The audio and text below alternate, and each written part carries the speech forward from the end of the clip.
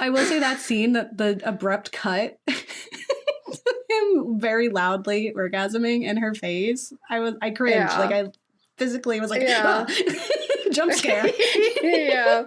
Not It was very intending. It really absurd. messed me up. She's It was very jump scare. like out of nowhere. I was like, we were having a good time a second ago.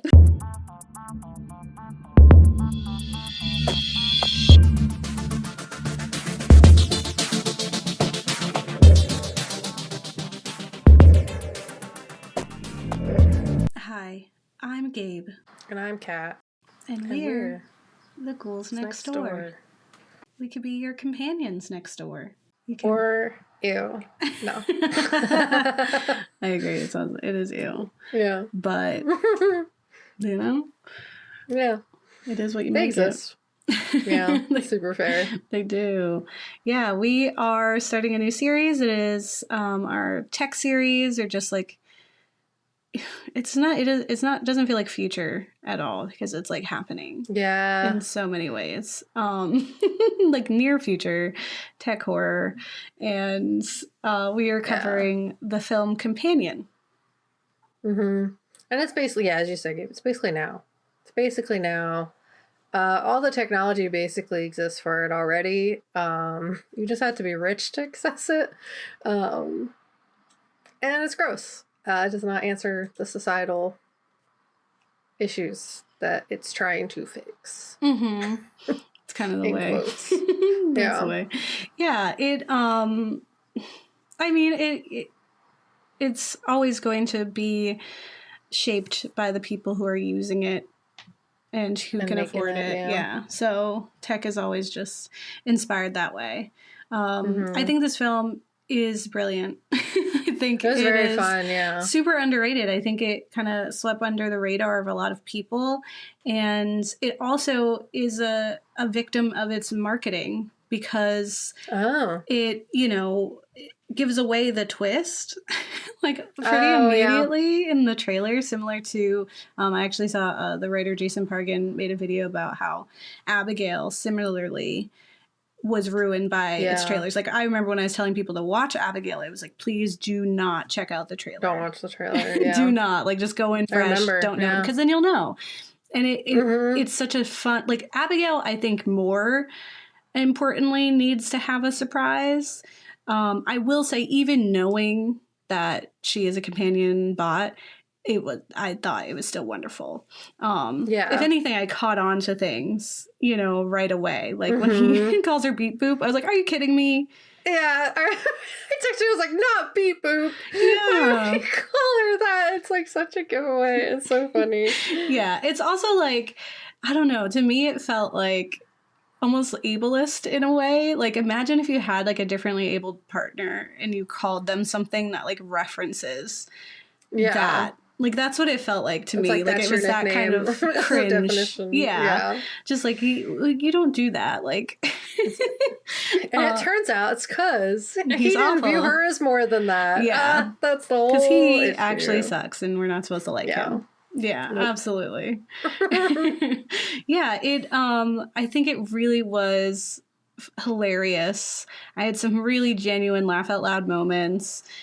It had some decent twists, even with knowing about Iris. Like, there's some twists that happen throughout that I was like, oh, okay, like, that was fun. Yeah. And how the story played out, I was also entertained by. Like, it wasn't, I didn't feel like it was tired. I felt like it was original. It had its own thing.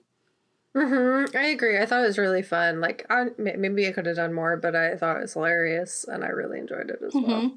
Yeah, and I love Sophie Thatcher. Like, we one day we'll cover Yellow Jackets, but she's definitely one of my favorites. I loved her in Heretic as well, so I'm kind of like excited for this like come up of her. Yeah. And I'm like generally lukewarm on Jack Quaid. I think he's definitely the better of the Quaids. He's definitely better than his dad. And he knows that. But he always kind of plays this like generic guy, which is like his strength, And in this, I was like, oh, he did such a great job at being like as an actor being the joke, and playing it so genuinely of like, the world's out to get me. It's not fair. Mm-hmm. Even though it's like, do you maybe kind of feel that way yourself? Like, I don't know. Were you playing? I don't know. Not. I don't know anything not. about you, right? So I think he did a great job. And then I'm totally blanking on the actor's name for Patrick, but he's been in a lot of like horror movies. Like he was in Smile 2. I think Smile 1 as well. He has a perfect face for that smile thing. He's like really good. Yeah. He's been in a few things where I was like, it's really good. And him being queer, I was like, they better kiss. I was like, I swear they better not put someone here, you know, and then not have them kiss. I'll be pissed. Yeah, no, they got to be super in love, which was nice. Yeah. He reminded me of the guy from Schitt's Creek that David like dates. Yeah. I can't remember his name. They're not the same guy, obviously. They have different shaped heads. But like the vibe was like similar to me, and he was just like a sweetheart. But yeah, definitely different guy. Yeah. But he did a great job. Yeah. And I am always excited to see Harvey Guillen. Like, he's on my wall, but he's like up there, so you can't really see him. He's above Jennifer. But I'm always excited to see him. So when he was there, and I was like, and he gets a kiss scene with like a cute guy, so I'm here for it. And they were so great. They were definitely like my favorite of the whole thing. Yeah, like, they're meat cute, even though it was made out. And then he's like, babe, and he's like, I'm on the phone. Daddy's on the phone. She's like sneaking away. I'm like, I love that so much. Yeah, they're very funny. They were, they really made. I think everyone did a great job. Even the actress for Kat and stuff. I think Sergey was the only one I was like, I'm kind of over him, and we got rid of him pretty fast. So it was fine. The movie knew it was like they were like, we don't really like him either. I was like, red flags at mediamente, so but this to say, it is a great film. It is, you know, definitely underrated. I think people need to take a chance and watch it. It's pretty obvious what it's trying to tell you. You know, the Ghouls are going to give you some education here too, and I think it is like really refreshing, even in the midst of like its predecessors of the AI romance horror. It stands out as its own thing, and especially being like of several genres at once is really good. A funny story is that my brother-in-law saw this film on a plane, and he was watching it, and there's that scene where she shows up and she's covered in blood. And as that scene was happening, he got a nosebleed. So then he was becoming covered in blood. And like the guy next to him just like, and he's like, oh my God. Are you haunted by this film? Like, what's happening? It's infecting you. Yeah. And I was like, oh, that's fun. That's fun. And I was like, yeah, the Ghouls are going to cover it. He's like, yes, you are. It's perfect. Yeah. And there will be a if you liked Companion, here's a book you could read that I read last year that is perfect. So genuinely, if you like this, there's a lot to read, but one book in particular was like haunting me the whole time I was watching. I was like that, but like not like, you know, just kind of this but different. But we have quite a lengthy one in for you today, so why don't we just hop in? Awesome. So Companion is from 2025. It's brand new, and like I said, give it a chance. But it's about a weekend getaway with friends at a remote cabin turns into chaos after it's revealed that one of the guests is not what they seem, and it's directed by Drew Hancock. See, it's like, it's not what they seem. They designed it to be a secret. And then a surprise, like, and they're like... Yeah. Well, Companion is a seamlessly hilarious sci-fi horror romantic comedy that freshly examines power dynamics and artificial intelligence relationships. Ripe with refreshing and quick twists, the film leaves little room for questions and instead guides us through a bloody tale of deprogramming and toxic relationships. You take out the robot part of it, she's just going through it, you know? A good amount of us have dated a Josh, you know? I know ones who are literally named Josh, who are just this person.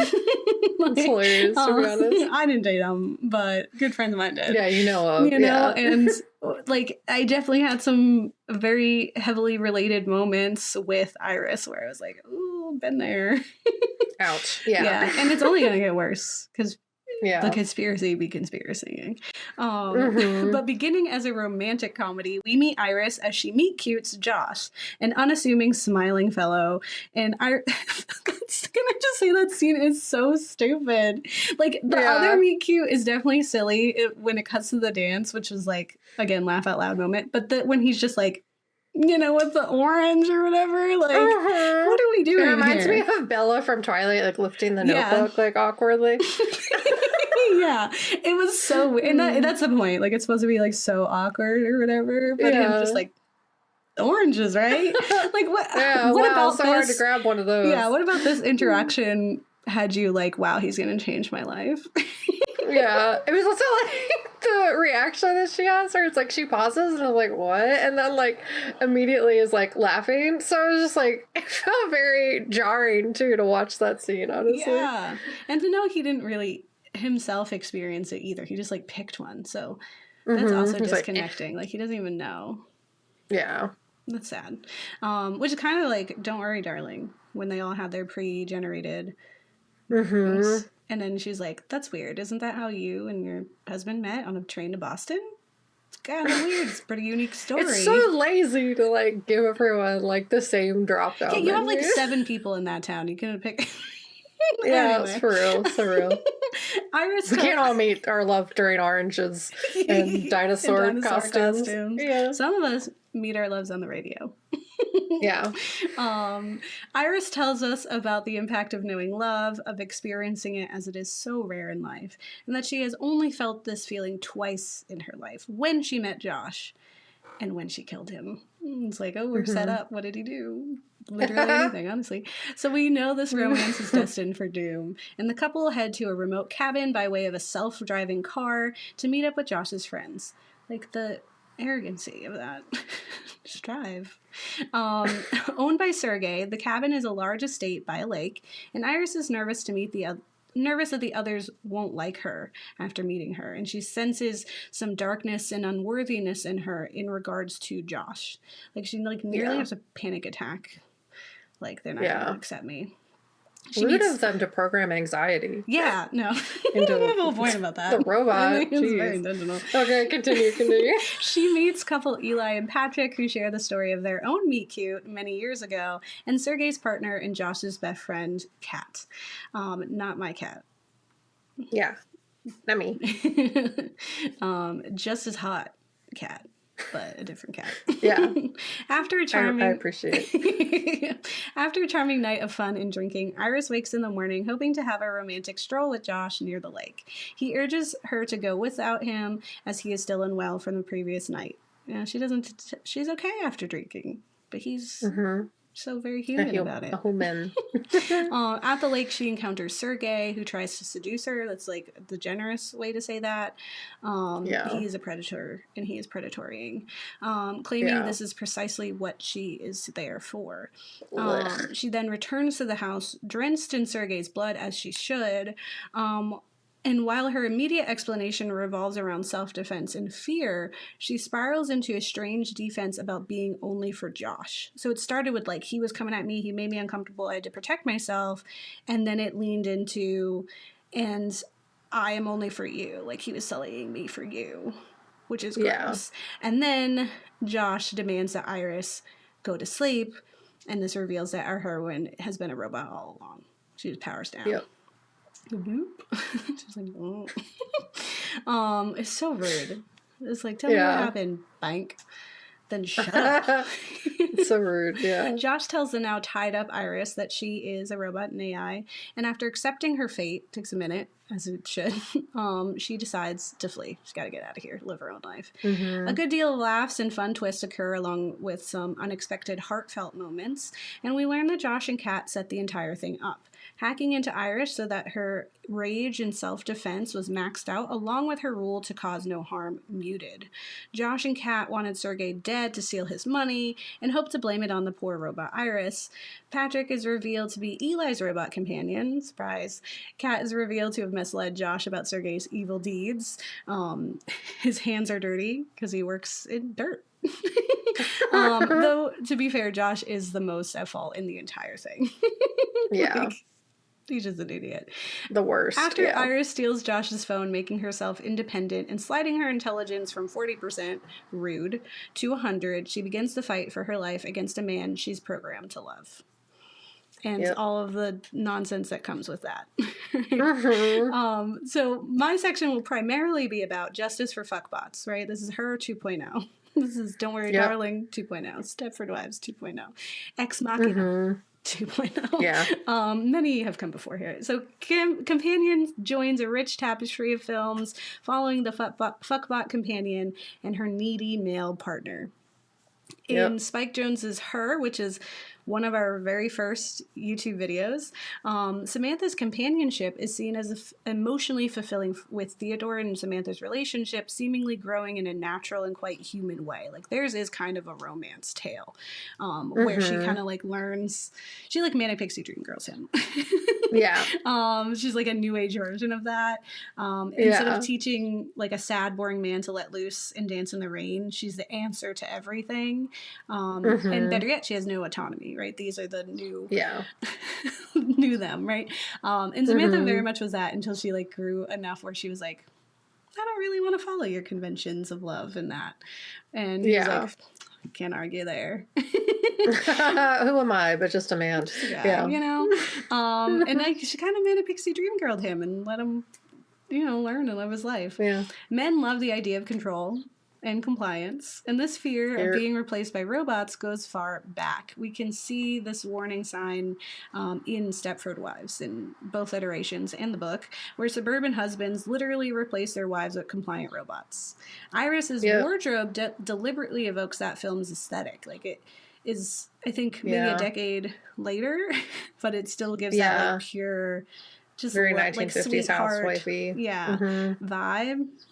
It's the perfectly coordinated outfits and perpetual smile of programmed femininity. But where the original stepwives were replacements for difficult real women, where they're like, my wife's a lawyer, she's the breadwinner, I don't like that. So I switched her out for a bot that wants to fuck me all the time and cook dinner. Iris represents the logical endpoint, like the next step. Why bother with real women at all when you can manufacture the perfect one? So instead of fixing the ones we got, we just invent them, right? The nice guys finish last. Iris is, as Josh reluctantly explains, a fuckbot. Though she's so much more than that. Well, I hate when they say that. That's what you are. I will say that scene, that the abrupt cut, him very loudly orgasming in her face. I cringed. Like, I physically was like, jump scare. It really messed me up. It was very jump scare. Like, out of nowhere, I was like, we were having a good time. Is that gonna go? Now I get why she's gonna kill you later in this film. Like, say no more. Say no more. She is designed to fulfill the roles that society has long expected women to perform: sexual availability, emotional labor, and complete devotion. Less companion and more slave. Like, companion's just a nice euphemism. Kat says that she's worried Iris will replace her. At the time, Iris didn't know she was a robot, right? So she thinks she means this as like a woman-to-woman concern, right? Like, you're going to take my guy, right? You think, like, Kat feels defensive from a few levels with this, right? One, it's as Josh's best friend, and at first seemingly like a tad overprotective and skeptical of Iris, almost like she's secretly pining for him, even though later they're like, will you guys fuck already? And she's just like, ew. And he's like, ew. Like, I agree. We all saw that scene. But also, she has this fear from a larger scale, since Kat is also regulated to a fuckbot for Sergei. He's married and wealthy, and she's expected to simply exist for him. Like, she mentions that, like, in the words, where she's like, I'm afraid you're gonna replace us, because that's what she is. She's like a human fuckbot. Right? He's a terrible partner. He's not a partner. She's literally just there to be hot on his arm. And that's it. She says that. Kat exists for Sergei's convenience, much in the way that Iris exists for Josh's. When Sergei whispers into Iris's ear that this is what you're for, he doesn't just mean robots. He means women. Like, there's no tears for Sergei, as he deserved some reaction. Maybe not murder, but a punch to the throat, perhaps. Yeah. But it's true. Like, that's clearly like when he's like, oh yeah, like Kat's fine with it, blah blah blah. Like, he's clearly cool with stepping out. That's what he's doing with Kat. So he does not see women as people. No. Neither does Josh. Yeah. And Eli and Patrick are gay. So they don't really care. Yeah. Olivia Wilde's Don't Worry, Darling, which we also covered, is one of the more recent takes on the modded companion horror. And in the film, women are trapped in a virtual reality designed to fulfill male nostalgia for 1950s domesticity. And while Iris isn't quite the 1950s aesthetic or level of dedication, she's leading more into the non-time specific future, like what we see in her, where like the fashion felt nostalgic but the world was technologically advanced.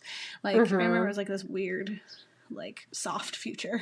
Yeah. And this, like, her aesthetic and also like the presence of this and Don't Worry, Darling really reminds me of the current rise of trad wives, which are these Handmaid's Tale wives who have embraced the traditional roles of women in an effort to preserve the past and control the future. We're reverting back to this idea that we take care of the home and husbands go out and do whatever. And we would love a trip to France for our birthday, but he gives us an egg skirt. Yep. Yep. Okay. They are the new age stepwives, baking bread in obedience. And Iris feels like a dark version of this. Not quite the wife, but certainly the manic pixie dream girlfriend whose sole purpose is to have her life revolve around Josh. She cannot have her own goals. She cannot be a whole people. No. I also like wonder what kind of profile Josh built into her program. Like, what were the answers on his questionnaire that led to a character like Iris that we see in the beginning? Because she's really terribly clingy. She's constantly seeking validation to the point of extreme anxiety. Like I said, she's nearly having a panic attack, and he seems to thrive off of that panic and that desperation that leads to easy dependence, right? And for a man boy who's never been truly needed by anyone, having someone programmed to worship him must feel like validation. Like, he doesn't see that it was a cheat code, that he's forcing someone to do it, and that means it's not real. He sees it as like, this is what I deserve. Ugh. It's only a matter of time before a real woman did that. So just fill in the time. Maybe. You know? But he had to put something in there to make her... She's, like, really dark and moody. Like, she's, like, scary desperate, where she's like, I am nothing. I'm pathetic. I'm... Without you, If I do not exist for the sole purpose of you. And I thought that was a really creative take on her character. And then to see her kind of grow and lose that anxiety later... Yeah, that was good. As film critic Tanya Malik says in a review of this film, Companion transforms feminist horror into sci-fi allegory, right? Iris has these glitches and these moments of self-doubt, forced smiles, and reflexive apologies that mirror the trauma responses of women in psychologically abusive relationships. When she begins questioning her reality, the men around her dismiss her as broken, echoing the age-old tactic of calling women crazy when they stop being agreeable. And it's like all those doubts in those moments where she's like, but I love Josh, like, blah, blah, blah. But it's like, but do you? Like, or how, even if you do, how does that weigh against, like, your self-preservation and the fact that he's, like, harmed you in such a way and used you? Yeah. There's also the I think this comes up no matter what we're covering when it's revolving around AI or robots. Something you'd see in like Ex Machina, I think. But this idea of like what makes us human is an age-old query every time since the birth of the idea of robots and an artificial being, we have been asking ourselves that, right? It's like Ghost in the Shell, right? This idea of like, am I human? Am I not human? If I do human things, or if I have memories. There's so many of that. It's like the other movies, you know. It's like sci-fi's favorite thing. And so I think, you know, while one of the bigger questions is whether Iris's life matters, right? Because she's a robot after all. I am not the person to ask that. As I can personify anything, even my Roomba. Same. That is my son. I love him. Yeah. He wakes up and I'm like, oh, Sonny, where are you? We got stuck again, you know? Yeah. He'd be doing his best. He'd be unstuck. His best is not trying. great. But a being with personality, memories, and traits feels quite human to me. And as it's repeated in the film over and over again, it's just programming, right? But even our brains, like our human brains, are programming. Like, it's just organic programming, but it's programming. Like, call Cronenberg. Okay, he'll tell you it's just organic technology. Our brain is a neural network of information, connection, and blueprints. And when Iris holds on to her memories of their meet cute, of college, and her first job as proof of existence, Josh dismisses them as flavoring, right? To make her feel more real. And to give you some backstory, right? So but as someone, me, who suffers from terrible memory retention due to trauma, I felt terribly attached to Iris at that moment. Because, you know, I was like, am I any less human? Because I only have a few memories to hold on to. Are we robots this whole time? We both met our partners on the radio. Our stories are too similar. Our stories are the same. Like, you know, I was just thinking, like, many of my childhood memories have been formed after the fact, right? Through the retelling of them from someone else who experienced that. Like, people will tell me something happened to me, right? So similar to Iris, who was told or programmed to remember this thing as a memory, so have I. So, like, are those memories any less real? Could we consider them programming as well, right? Like, am I not a human because, like, that's the telltale sign? Am I not a human because you can't, like, turn me off, I guess? Like, it's just, it perplexes me that that's one of his things. But the truth is that all human memory is, in a sense, programming at the end of the day. Our brains construct narratives from neural patterns, filling gaps with assumptions and emotions. And we remember selectively, editing our past to make space for the present. I I constantly reference Inside Out when they get to the memory part and they're like throwing out like old memories. I was like, mine are hyperactive. As soon as a memory comes in, they're like, we got to get it out of here. They're like trash. It's like, it's empty in here. Like, we have so much space. We could like, you want to like save some of these. Take some of this. You want to put something on a shelf. They're like, no, it's got to go. We got a quota. Get it out of here. Those are my memory, whatever they were called. But everyone's brain does that in different levels, right? Like we see in Inside Out, it has to make space for new things. And every time we revisit a memory, we change it a little bit. It becomes a little different because then it's no longer the original piece. It is what we remembered last time. Yeah. It's programming. If Iris's artificial memories don't qualify as real experience, then what do we make of our own reconstructed, selective, and often unreliable memories? Right? Sometimes court of law is really hard to have. Eyewitnesses forget what they remembered, right? And while Iris and Josh's relationship was purely transactional and built upon a foundation of hierarchies, the film also offers a rather human relationship that hints at the possibility that not all AI relationships are toxic, which is what I really enjoyed. Yeah. It's like the secondary twist, and it actually like helped Iris stand out even more. Because like Theodore and Samantha and her, Patrick and Eli seem like a genuine match, as genuine as one can be when starting as a fabrication of memory. So Eli doesn't trade in Patrick for newer models, opting to continue to grow their companionship. Patrick even notes that he's AI and still chooses to remain in this relationship, building something unique like within himself that feels as close to love as he can imagine, something outside of his programming, and instead in his very soul of what he can fathom is a soul, and how can you tell him it's any different from what we feel as a soul? What? And even after being hard reset by Josh, Patrick remembers Eli and further reignites his love for Eli, something that would be impossible if it were only attached to his programming. If it was just his software or whatever, it was gone. We deleted it. The fact that he resurfaced it means it was somewhere else, right? Yeah. And how can we call their love any less real than the biological versions? They've built a life together and grown a love from their memories and experiences and the life that they were building, right? Are they any less real because Patrick is artificial? Like, they're more real than the two real humans that were in there. Sergey and Kat, you know? Yep. Perhaps it's not a question of whether artificial beings are real, but more an explanation into what real means, right? If we decide that what makes us human is our capacity for growth, our emotional complexity, our relationships and memories, then I think both Iris and Patrick check all of those boxes. And through her fight for independence and freedom, Iris recognizes toxic patterns, asserts boundaries, literally breaking up with a man she's programmed to love unconditionally, and her ability to choose her own future breaks through her simple programming into something quite human.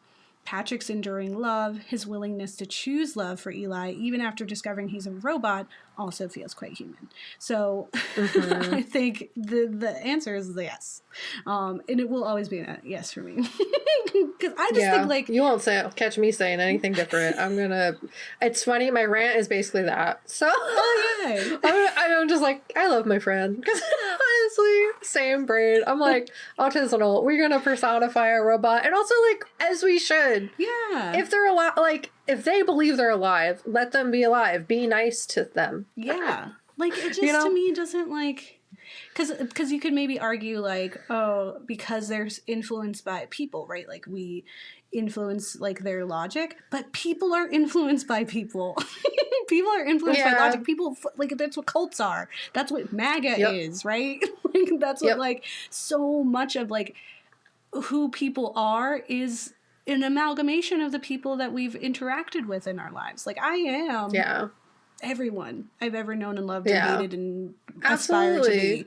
Like, are you kidding? So, like, that, again, I can't, like, there's no part of me that feels like robots aren't people, too. So I'll be in that war with, on the other side. The last thing I'll say, and then I'll pass my baton over to Kat to have the same rants, is the oppression of the average white man, or what I like to call a myth. Right? The film is hilarious, and Jack Quaid's delivery is perfect for the whiny, bratty Josh, who feels himself an underappreciated man. In his world, the reason he is struggling isn't because he has no drive, is incredibly uninteresting and pathetic. It's because white men are on the downward trend right now. We're getting a bad rap these days, right? Without a single Joe Roganism, Josh encapsulates the incel mentality. Like, pretty flawlessly, in a way that feels accessible, because he's not, like, just littered with red flags. They're all subtle.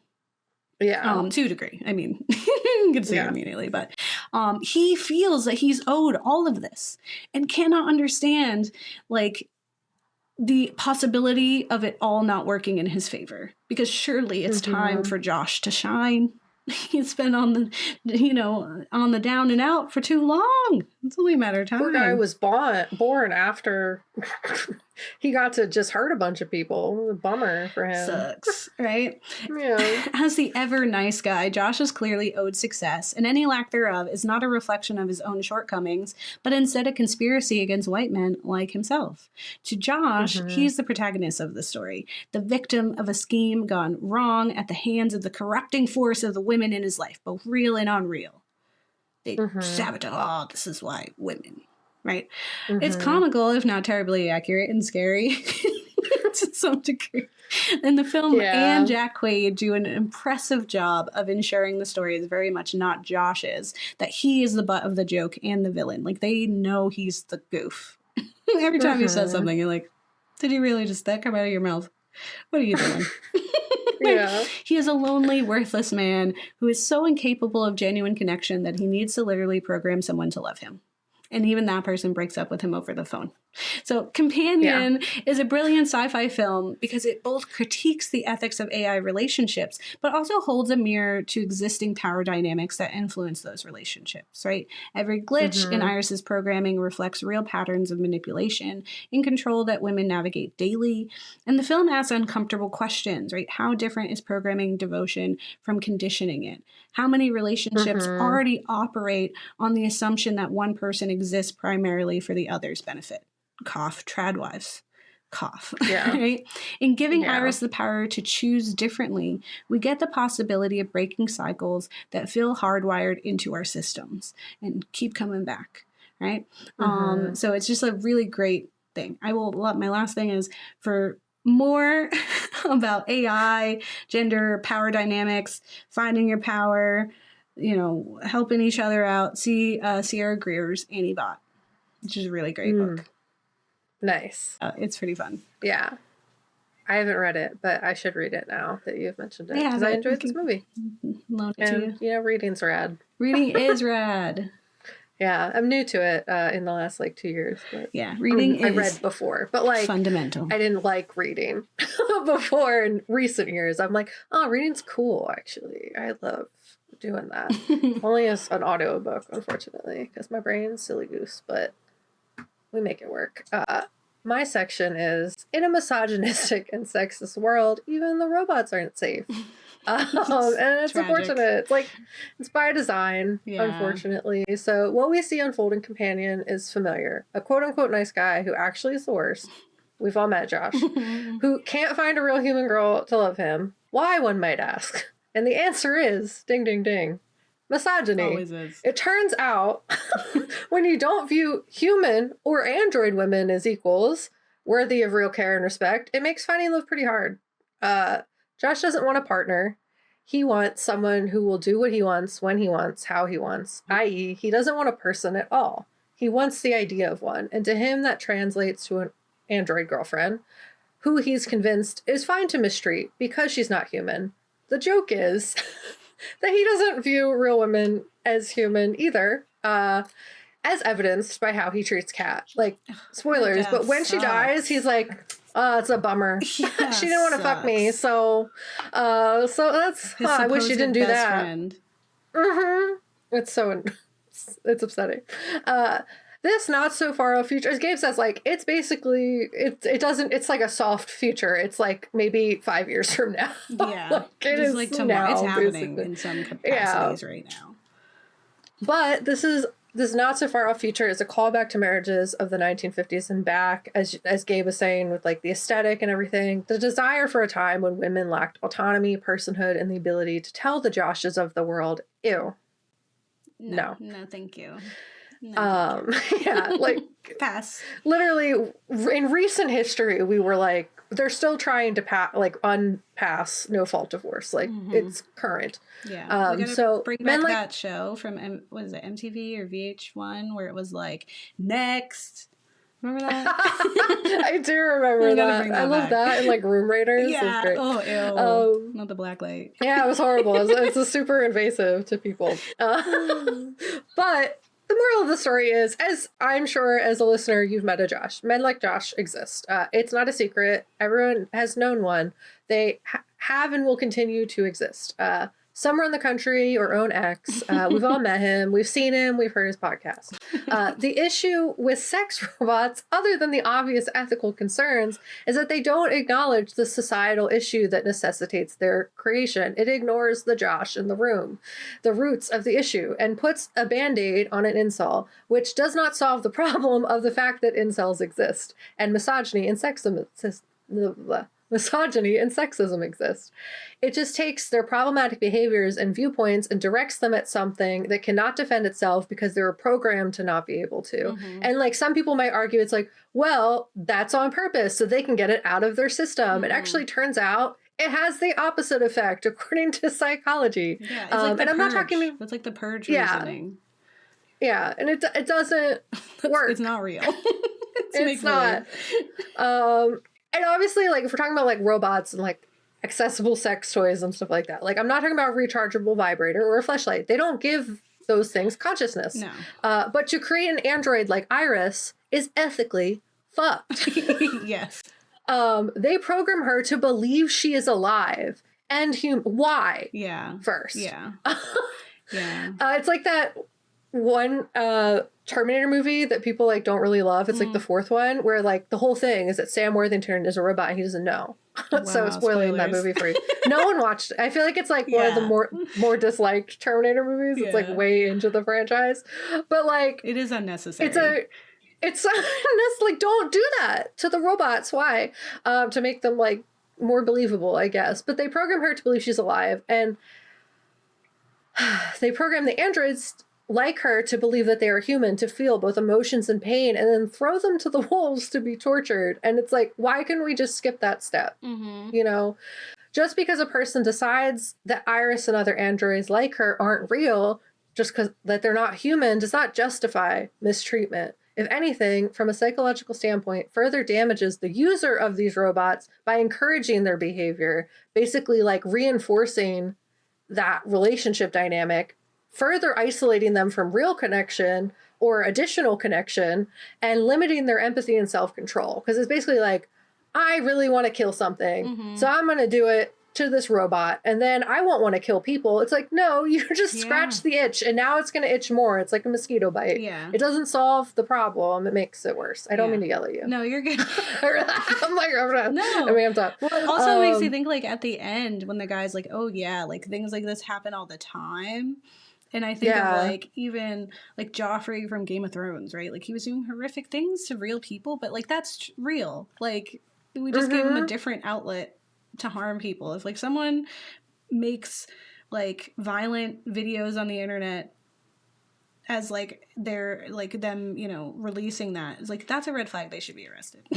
That's a future crime. Well, it's also, like, addictive, too, because in the chemicals it releases in your brain. So it reinforces the behavior on a psychological level, which makes it... the high. Yeah, so, like, you shouldn't even let someone do it, to be so for real, because it does that. So, also, this may be as...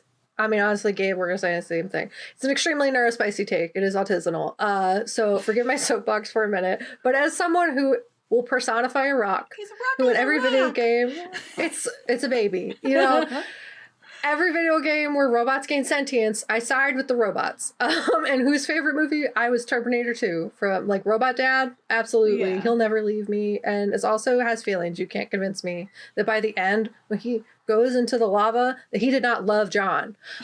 So if we're going to make robots, we shouldn't abuse them. You should feel just as bad, as Gabe said, Roomba is baby.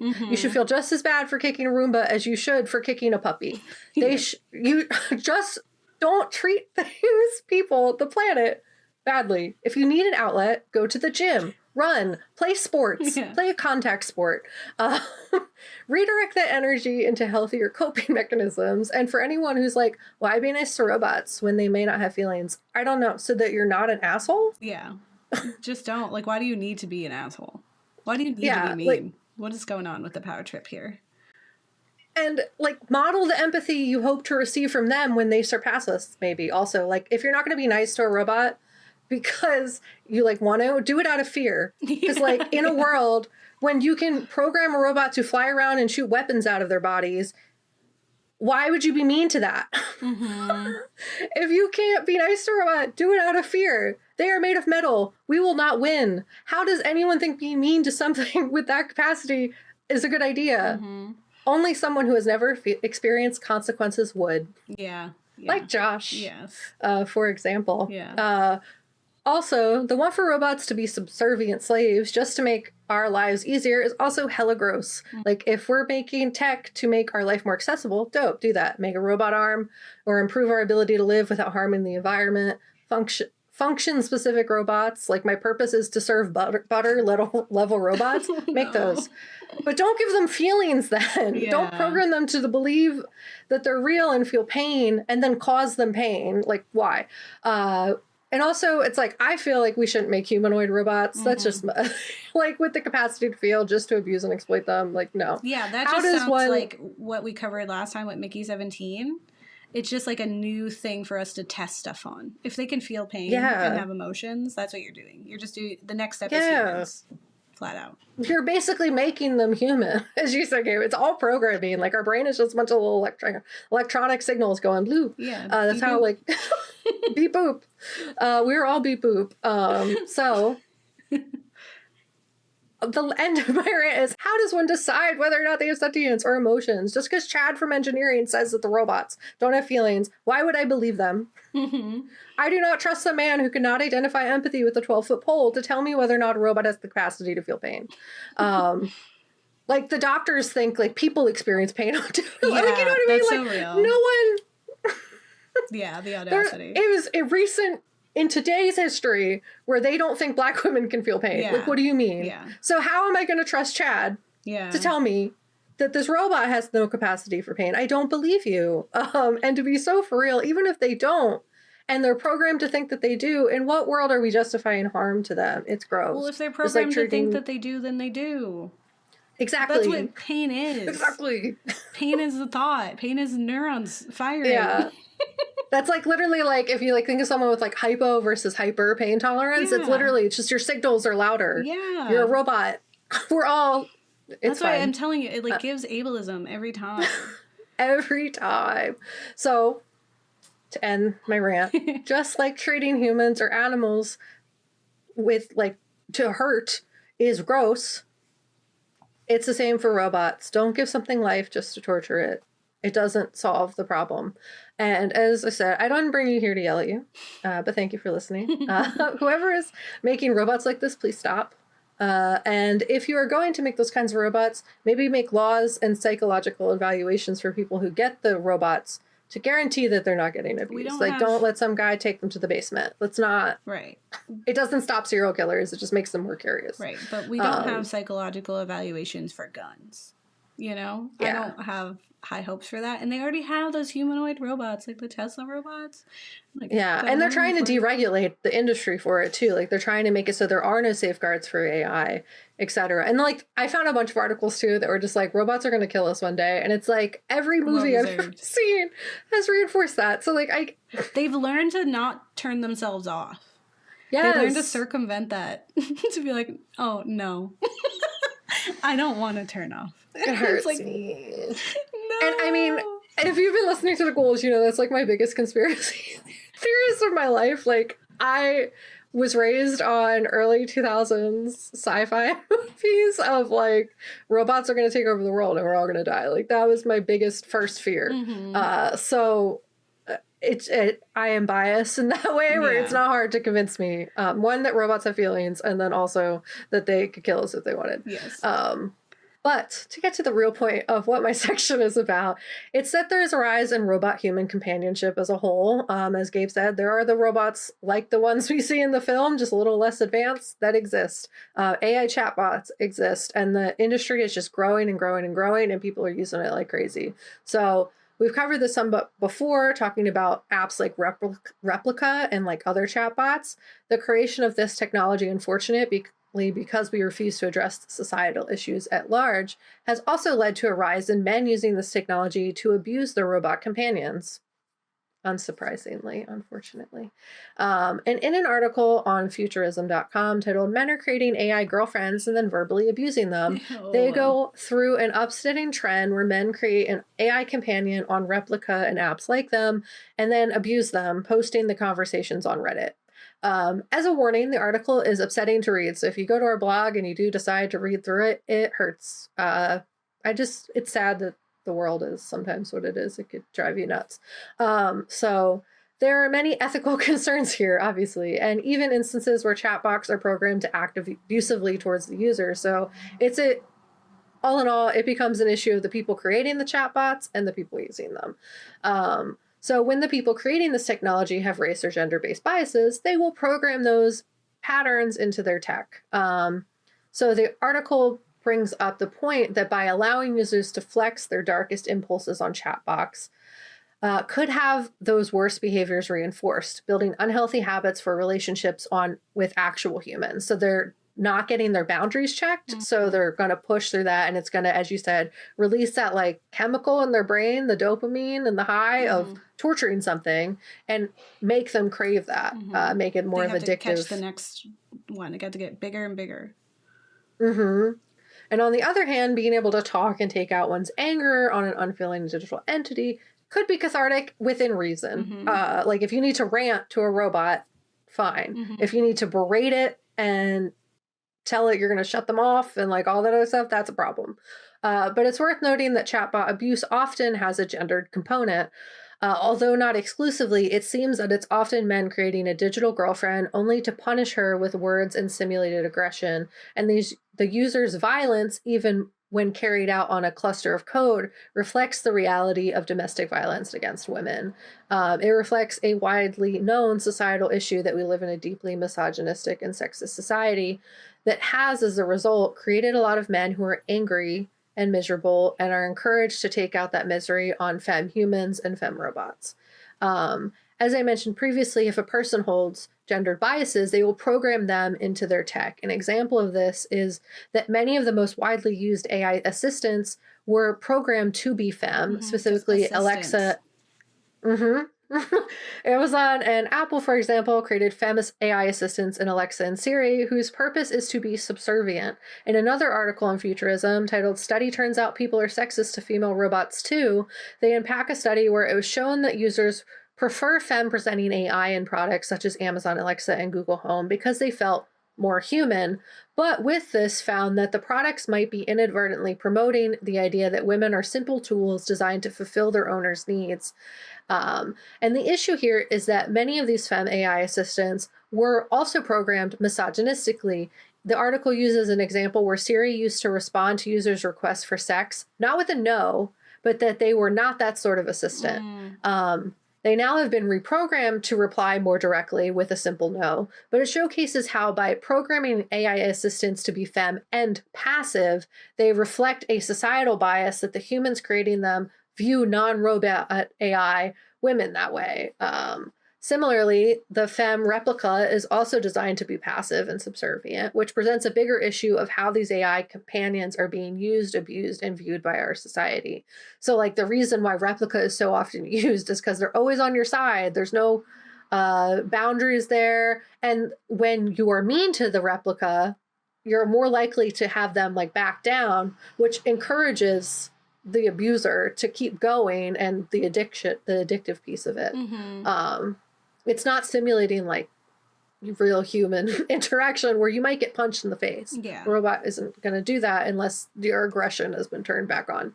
And when it comes to sex with robots, a Psychology Today article titled "Who's Most Interested in Sex with Robots" claims it has little to do with sex and much more to do with sexism and dominance. Research conducted by Jessica Johnson and Connor Leshner asked a group of undergraduate students in Canada about their attitudes towards robosexuality, i.e., being interested in sexual relations with robots, and their goal was to see what this interest might reveal about deeper social relationship issues. They found that people with higher hostile sexism were more likely to be interested in sex with robots, and additionally, it was found that men were more interested in sex with robots than women. They go on to note that statistical modeling showed that this relationship could be partially explained by hostile sexism. In other words, men who wanted sex with robots also tended to have anger and distrust towards human women, and the robot may offer an alternative to women that they find easier to trust, or alternatively, the robot may be a sexual object that they can treat with disdain, which is how they already want to treat human women. Another finding from the study revealed that people who wanted to maintain status differences between groups were also more likely to be interested in sex with robots. They stated that people who see some groups of people as less valuable than others also appear to be more interested in sex robots. It may be that these people already see others as being objects to use, and so also using a robot as a sex object feels more natural. So this study paints a clear picture of the Joshes of the world and Josh's character in Companion. Also, there's just a rise in AI companions as a whole. Not even talking about like the use of sex robots, but like AI friends, AI companions. And they show a kind of different picture, which is encouraging.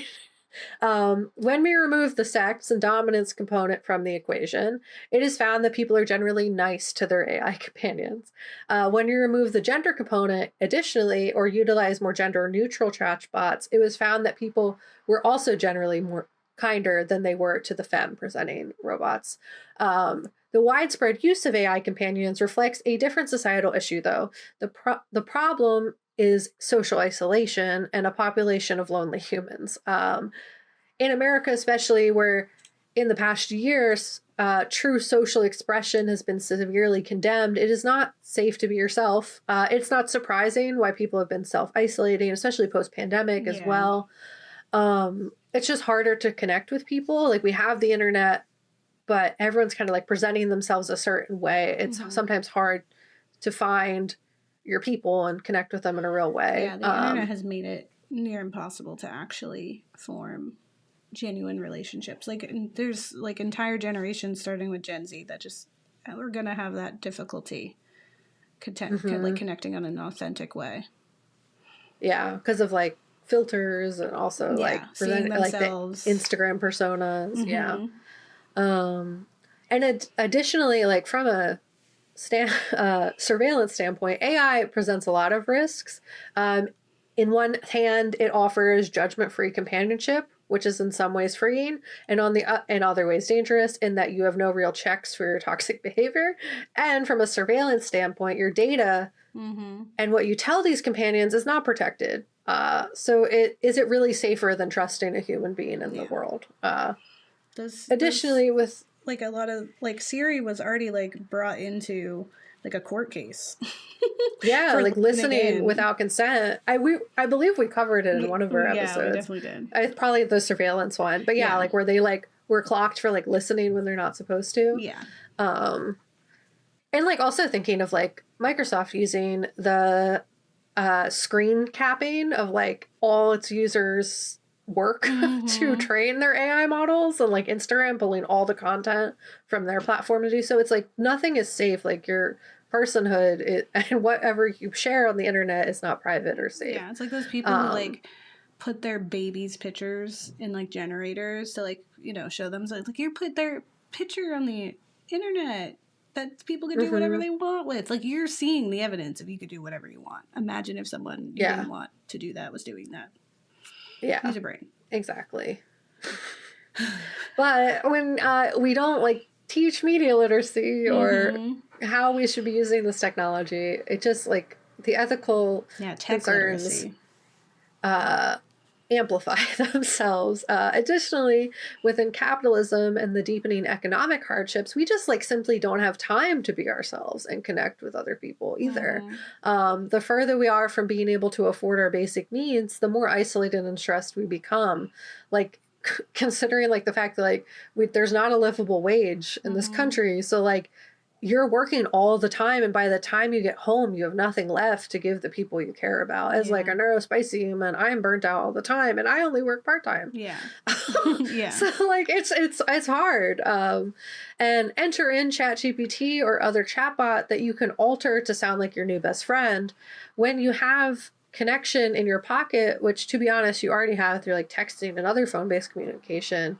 But a chatbot won't leave you unread or delivered. The constant access to AI can make it potentially more appealing than connecting to a real human who will set boundaries, have limited availability, and a calendar that is booked most of the time. Like thinking of like us in our 30s, you gotta catch somebody 3 weeks in advance to schedule something going on. Like we're busy as adults, and it's really hard to like have time to communicate with each other, especially with all the other economic pressures, etc. So like an AI companion is never going to leave you unread. They're never going to not respond to you. They're going to be in your pocket all the time. Like even thinking of like just social anxiety, if you're like worried that someone left you unread and like, oh God, they hate me or whatever, like an AI bot will never do that to you because it's literally programmed not to. So it becomes addictive very quickly. Yeah, it's always accessible. What I'm trying to say. So under capitalism, these chatbots have so much more potential to become addicting and isolating. And to provide some numbers in an article titled, "What are AI chatbot companions doing to our mental health?" on Scientific American, they unpack just how many people are using these chatbots. And they say, these chatbots are big business. More than 500 million people around the world have downloaded products such as Xios and Replica, which offer customizable virtual companions designed to provide empathy, emotional support, and, if the user wants it, deep relationships. And tens of millions of people use them every month, according to the firm's figures. Additionally, the use of other chatbots like ChatGPT, Gemini, Claude, and others is in the billions, like monthly. So it just provides like how much we are already ingrained into AI and AI companions, like programming ChatGPT to be your therapist. There are benefits, but they will never check you, and that's the issue. In another article titled, "Will AI Companions Make Us Lonelier?" they unpack the real concerns around the motives of these companies and how AI companions can become addictive and further isolate us from human connection. Whereas like in Her, we did see like he grew from their connection. A lot of the times that's not the case because the reason he grew is because she became autonomous. Like, she was representing like a real alive entity who fought back against him and was like, actually, I don't think we should keep seeing each other. Yeah, and like, she's like, I have to go. I have a million other boyfriends, by the way. Yeah, started to act in a similar way to humans. So like, that's the only way that he was able to grow in that connection in order to feel more confident to relate to other human beings. But right now, in their current forms, our AI chatbots will never do that. So they're a great tool for accessibility to reduce anxiety and help organize us, but at the same time, present a lot of issues. So the article states that scientists warn that developing relationships with ever-pleasing chatbots can lead to excessive use, as well as psychological dependence, similar to what we see with the internet gaming and social media use industries and compulsive mobile phone use. The misaligned motives of companies can exacerbate the problem, as these platforms make money on keeping users engaged on the app. So they're encouraged to make it more addictive.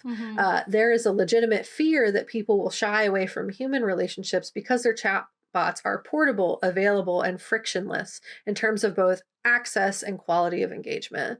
Additionally, as I mentioned before, there are no checks for bad behavior. Thinking of young people specifically, the most ingrained in new tech, their social boundaries and relationships are still being established in their brain. Giving a young person an unchecked relationship with a chatbot that is programmed to be passive and agreeable will not model the healthy human connections that generally will have conflict in order to encourage them to grow.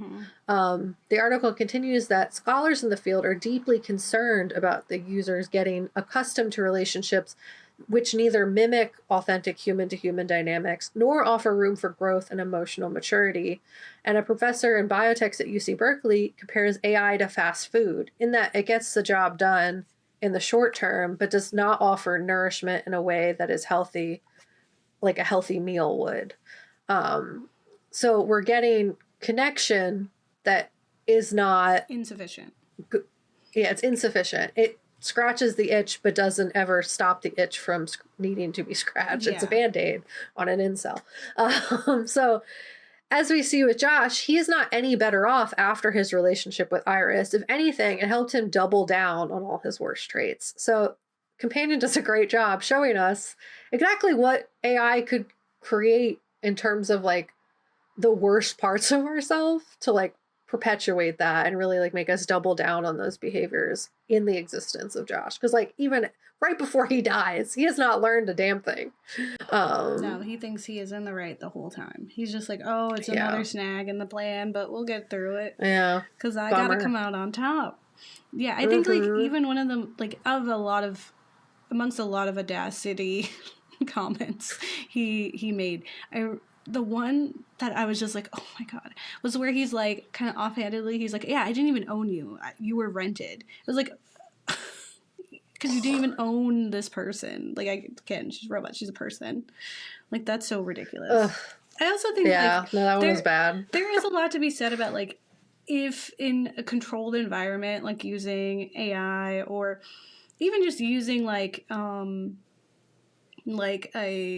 placeholder for a person, right? Like some of us, do rely heavily on this need for closure or to get that apology that we're never gonna get kind of thing to heal. And so there are like therapeutic practices where you do reenact or you get to like act out these situations where you do get that retribution, you do get that apology, you do get to tell that person what for, but it's in a controlled environment and it's like expressly with that idea of like, okay, you won't need that anymore, right? You're not like, and it's like a specific person and thing as opposed to like just a general thing of like, I need power and I'm not getting it anywhere else. Absolutely. Like use it as an accessibility tool, use it for therapy in that way, but like recognize its limits and that it's never gonna actually be that person. And it's also never gonna continue, like you're not gonna get the feedback you need long term. Yeah. It helps for certain things in the moment. Use case. Yeah. Like use it sparingly. Use it when you need it. But like it's not going to replace a human therapist or like in its level of actual growth and help that it can provide you. Closure, absolutely do that. Yeah. I can't even choose the mean option in a video game, like the mean dialogue. And those are definitely not real. It's so real. I'm like, I can't. Like, that's my friend. I tried so hard to play an evil playthrough of Baldur's Gate and like just ended up being nice. Yeah. And halfway through, like I like did one mean thing and I was like, oh no, we're gonna go back and undo that. That felt awful. I never want to do that. Yeah. And then I just started to like play how I would always play, which is being nice to the people. That's why I told you. I was like, I can't kill the bard. I can't do it, so I'm not playing. I know my limits, and that's one of them. But yeah, I think like this is such a great film because like it's certainly not covering things that we haven't seen before, right? Like we mentioned ad nauseum many movies that have covered this or different media. Like this has been a conversation for a very long time, right? Even in just like old sci-fi books, right? This idea of artificial intelligence and whether or not it's human, but also what it says about just like human to human relationships the way that we treat them, right? We already know the way that humans treat other humans is flawed. So keeps me up at night. Right? Yeah. Like, and I think like sometimes it's at the end of the day, it's like that person was going to do that. It's not because it's a robot. Yeah. They were, whatever it was that was going to give them that opportunity, they were going to do. You know, but I think like, I do think this is a really unique film. Like I said, I didn't see any of it coming. I felt interested in a lot of the characters. I had genuinely funny moments, some surprise moments. There's like gore. It's not really horror in that way. Like if anything, like the horror kind of happens a lot off screen or just like in these really roundabout ways. And I just really found Iris to be so clever in like a realistic way. Like when you think of like, oh, she bumped up her intelligence to 100, you would think we would get like a Lucy situation or Limitless or something, but she didn't do that. She was like, all right, let me think through some plans. Or when she switches to German because she's like, I can't lie to you. Like those are like really genius things to do that felt like low key. Like she didn't all of a sudden she's like, I gotta do calculus or whatever, nonsense. I'm gonna move through like the time barrier. Like she didn't hack the computer, but she did decept the computer, like the car. Like her changing her voice and things like that. Like that was really just creative, and I was like, that's cool. That's fun. And it was refreshing. So highly recommend. Please check it out. Let us know what you think. As always, like and subscribe. Drop some comments and some recommendations. Are there even more films, animes, books that cover AI and just like justice for robots and fuckbots? And good super ways, bad real. ways. I never get tired of it. Honestly, it's one of my favorite genres. So. Yeah, it's a good one because it really does say a lot, even when it's the same thing. It says it a little differently every time. Or has a different takeaway. So don't get married. Date your kids. Yeah. If you have a little robot friend, be nice to him. Yeah. My Roomba is my son. Yeah. I love him.